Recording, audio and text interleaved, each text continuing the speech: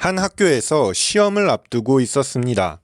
S라는 학생은 주관식 논술 문제를 보았습니다.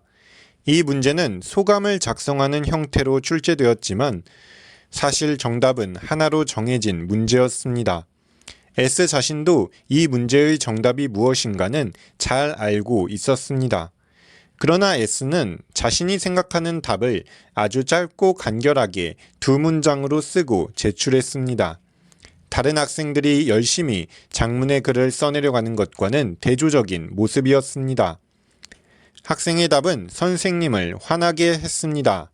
선생님은 크게 화가 난 나머지 교장 선생님께 이 학생이 작성한 답을 알렸습니다.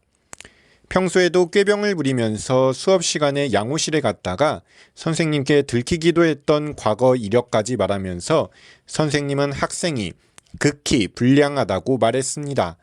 그러면서 학생을 퇴학시켜야 한다고 교장 선생님께 건의했습니다.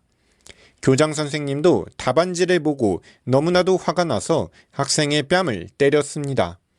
교장은 학생에게 심한 말을 하며 학생을 비난했습니다.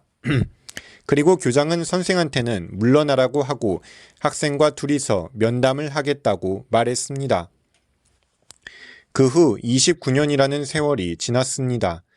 학창시절에 문제아로 낙인 찍혔던 사람 중에서도 위인이 나오는 것처럼 S 역시 존경받는 어른이 되었습니다.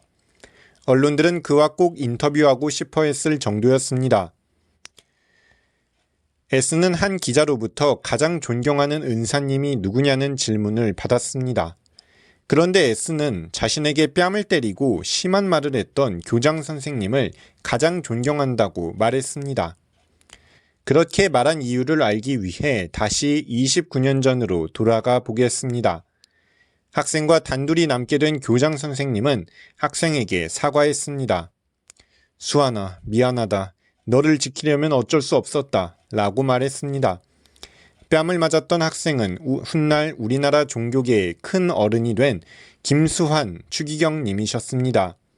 그리고 뺨을 때렸던 교장 선생님은 훗날 국무총리가 되었던 장면 총리님이셨습니다. 당시 시험 문제는 이랬습니다. 황국 신민으로서 소감을 쓰라는 내용이었습니다. 그러자 김수환은 간결하게 나는 황국 신민이 아님, 그러므로 소감이 없음이라고 적었습니다. 이에 분노한 일본인 교사가 학생을 퇴학시키라고 이야기했던 것입니다. 일제강점기였기에 아무리 교장이라고 하더라도 일본인 교사의 눈치를 볼 수밖에 없었습니다. 그래서 본심과는 다른 행동을 하여 당시 학생이었던 김수환을 보호하려고 했던 것입니다. 이후 장면은 김수환의 비범함을 눈치채고 계속해서 학업을 이어나갈 수 있도록 유학 추천서를 써주었습니다.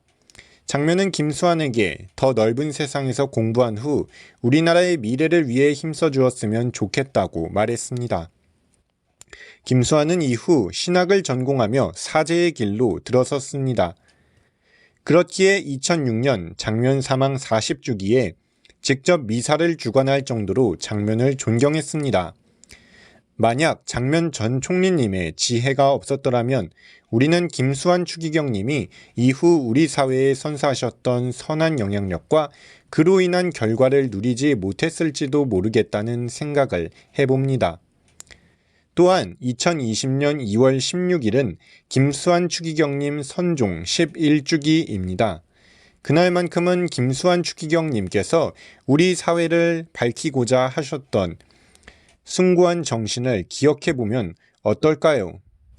시청해주셔서 감사합니다. 좋아요와 구독 눌러주신다면 더욱 책임감을 느끼며 제작하겠습니다.